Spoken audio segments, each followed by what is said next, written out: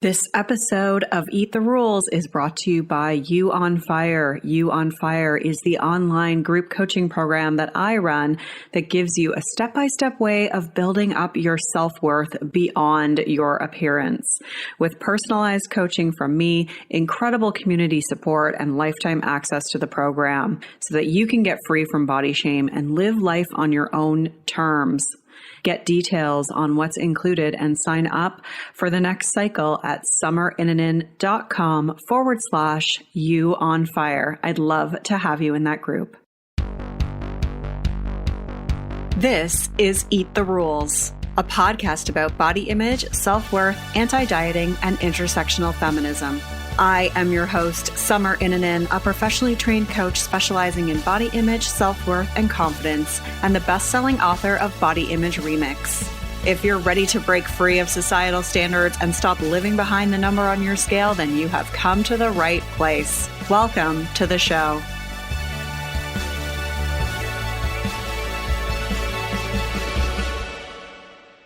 This is episode 261, and it's another segment in the body image series.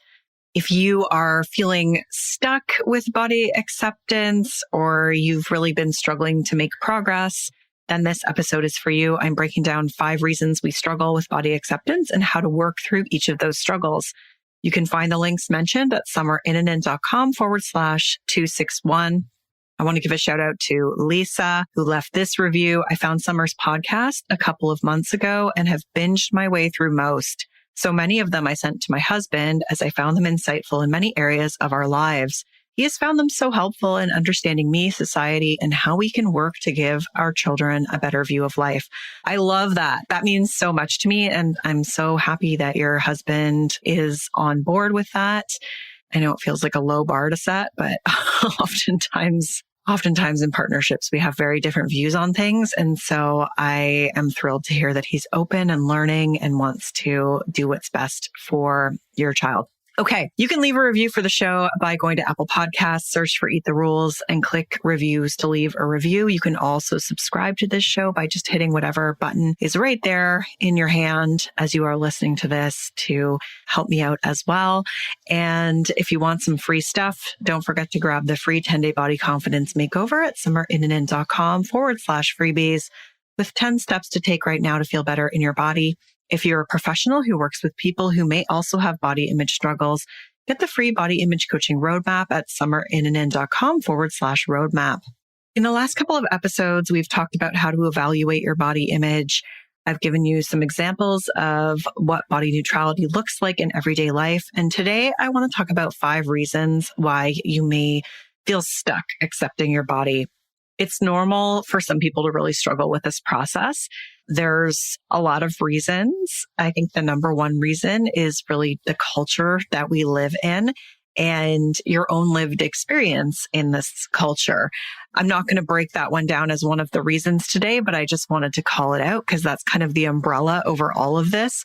So if you are really struggling, it's not your fault. It's really this culture that we live in. As well, things like trauma will always influence us and any sort of, significant experiences that we had in our past or even in our more recent future.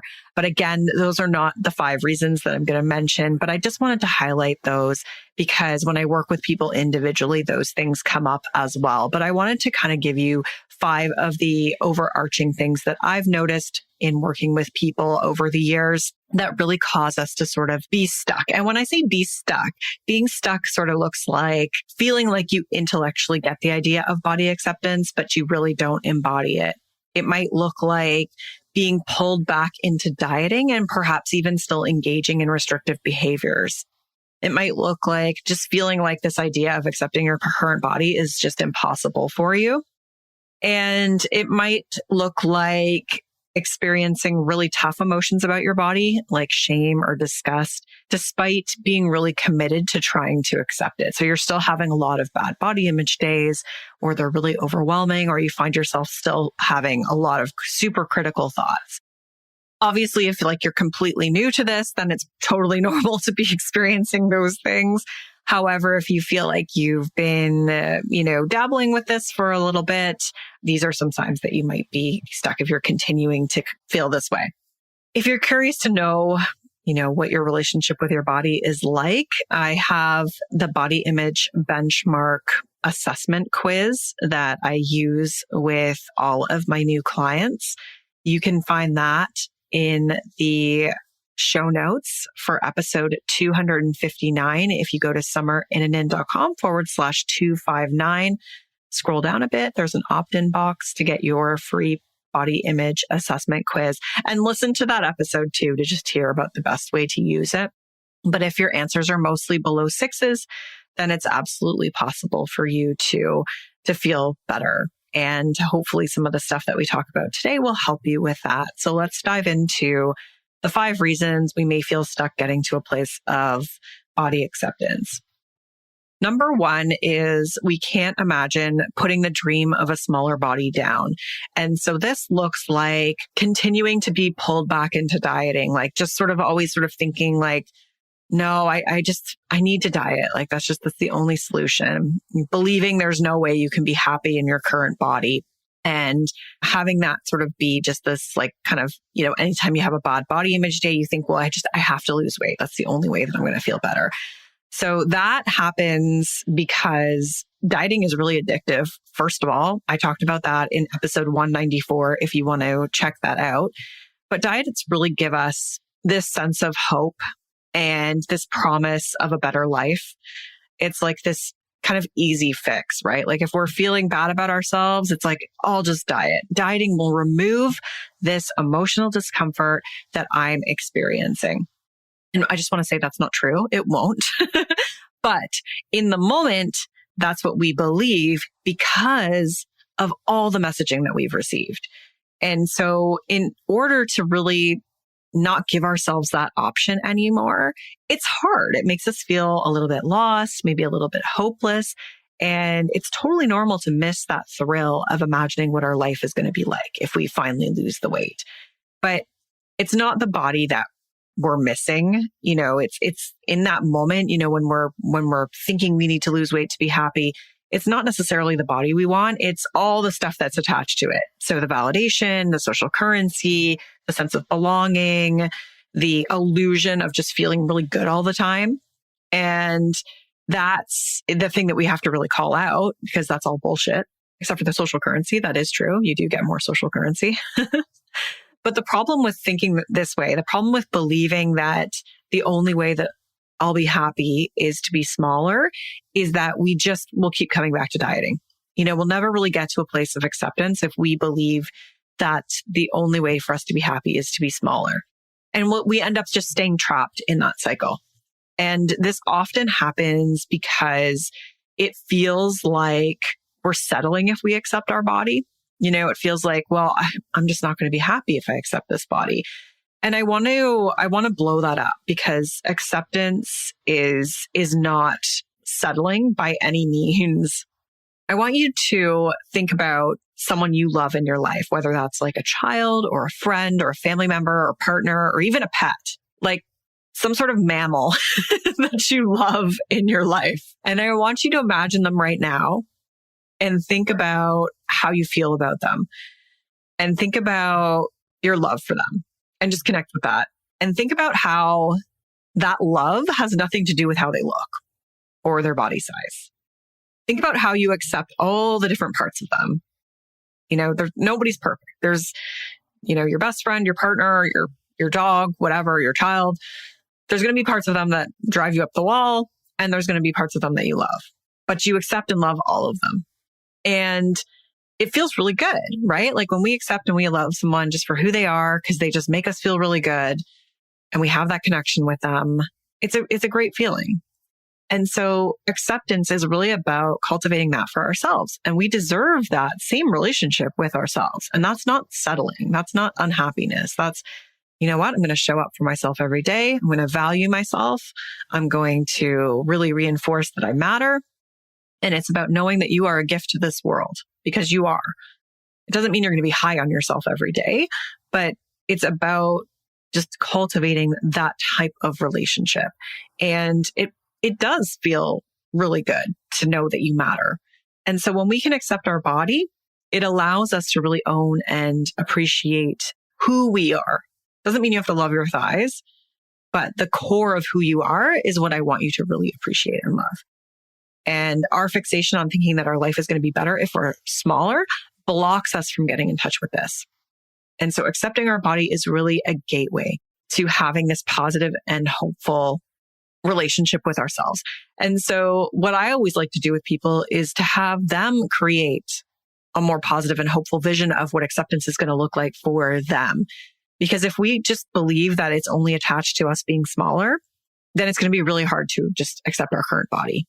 Okay, the second reason I see people getting stuck is that we find it incredibly hard to sit with the unknown and not be in control. This looks like being in that headspace of, oh my God, I don't know what's going to happen to my body, kind of going down the catastrophic rabbit hole of like, I don't know what's going to happen if I really loosen the reins or if I just let my body be. And that gets in the way of us being at peace and fully letting go of the rules and the sort of, the critical self-talk that tells us that we need to be smaller to be happier. And we do this because most of us have been using dieting as a coping mechanism. We have been using it to give ourselves a sense of control and a sense of purpose. And so when we stop dieting, we lose that coping mechanism, and that can be really overwhelming. And this is something that I see pulls people back over and over. And so what we need to learn to do instead is learn to sit with the unknown and learn to sit with the discomfort of our emotions, of whether that's just the fear of not being in control or just the discomfort of not having that coping mechanism anymore. We have to learn to, sit with those emotions. And I want to tell you something here, because I know it's really hard to sit with that unknown, but we do that all the time. There are thousands of unknowns that we are kind of unknowingly sitting with on a daily basis, hopefully unknowingly. If you're thinking about all the unknowns on a daily basis, I feel like that's anxiety because I know what that's like. But life can change in a minor way or a major way in an instant. And I cannot diagnose you with anxiety, by the way. I'm just punching in some humor there because I can laugh at myself. But life can change in a minor way or a major way in an instant. And we're constantly sitting with these other unknowns. We're just not really, thinking about them because we're living our life and we're in our present moment. But for some reason, sitting with the unknown of just what's going to happen to my body feels so much harder because we've been conditioned to believe that we should be able to control that. And those messages are still so normalized. So if you haven't done the work of really dismantling the beliefs you have about your ability to control weight, then definitely check out episode 218. It's called What the Research Says About Weight Loss with Alexis Conason. That'll help you for sure. But you are strong enough to sit with this unknown because you sit with all of these other unknowns. You do it all the time. And so what we can do instead is we need to work on coming back to the present moment, learning how to cope with the discomfort of the unknown and cope with our emotions so that we're not turning to dieting as a coping mechanism. And be really compassionate with ourselves through it because it is hard. Reason number 3 we get stuck is because we haven't found our community. So this might look like being surrounded by other people dieting or feeling like there's something wrong with you because everyone else is engaging in weight loss or talking about Ozempic or all this other stuff and you're not. And so you get really tempted and you feel like there has to be another way, like you can't accept your body. And we do this because one of our primal needs is to belong. And dieting gives us that, right? Because it's like everyone else is doing it. And there's a lot of communities tied up in dieting as well. And it can make us feel like we're being a good person, like we belong culturally. And so that's really hard to let go. It can feel like we're a lone wolf if we're doing this in an isolated way. And that can make it a lot harder to accept our body. So it's so important to find community and find people who get you and who share the same beliefs about you, even if those people are truly just online, even if they're not in real life. In real life is perfect, even better if you can find it.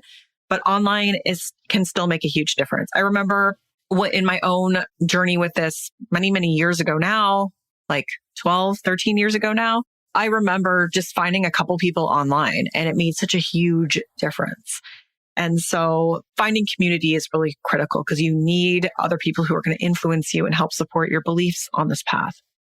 Number 4, another one of the reasons we get stuck is that we don't know our identity outside of our body or whatever we've associated with that. So sometimes our identity is like the healthy one or the CrossFitter or the one who's just always pursuing weight loss.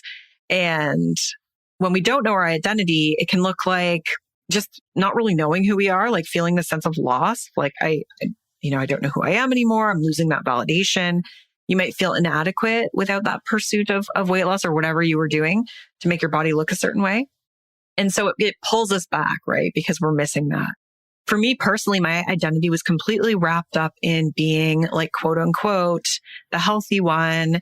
And I believed everything I was doing was healthy, even though it was actually quite disordered, kind of like, what you see with Gwyneth Paltrow. It's like you can't see the forest through the trees when you're in it, and when you have like all these other professionals validating your behaviors. So I have a lot of empathy for that because that's just like it's just so normalized. But my identity was really wrapped up in that. And so when I started on this path, it felt like I was losing a big chunk of my identity. And it was really important to figure out who I was outside of that and feel really solid and grounded in that, and to know what my values are, what my purpose is, and what really actually gives me a sense of fulfillment, and use those as my roadmap and the things that I continually come back to if and ever I felt pulled towards dieting. And so that's a foundational piece of the work I do with people now. I mean, it's really what led me to go down the path of life coaching many years ago, because I see it being like such a foundational piece of this puzzle. So we have to really know who we are outside of how we look, because you are this incredible person and you offer all these gifts to this world. It's your spark, it's your energy, it's just you being you. That's what matters. The essence of you is in your soul, is the thing that like other people value. It's what you need to value in yourself. And getting in touch with that and knowing that and really connecting to that is so important. Okay, the last reason I see people getting stuck is when we are consuming information and not taking action. And so this looks like reading books, listening to podcasts, following people on social media, but not really seeing any changes in ourselves. We're still just really struggling with critical thoughts. We're still feeling really bad about our body. And often I'll hear from people, they'll say, I intellectually get the idea of body acceptance, but I just can't embody it.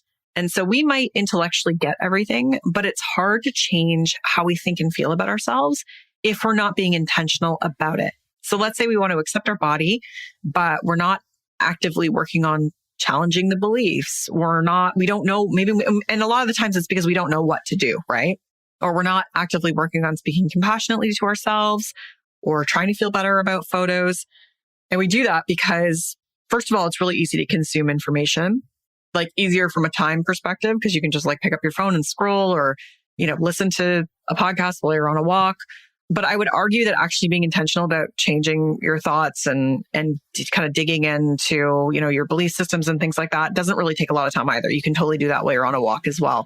But it just feels harder, right? Because it's like work. It's like anytime I have an appointment with my therapist, I like spend the whole day dreading it because I'm like, oh God, I'm going to have to do work. And then I feel so much better afterwards because it makes a huge difference. But there's that resistance there.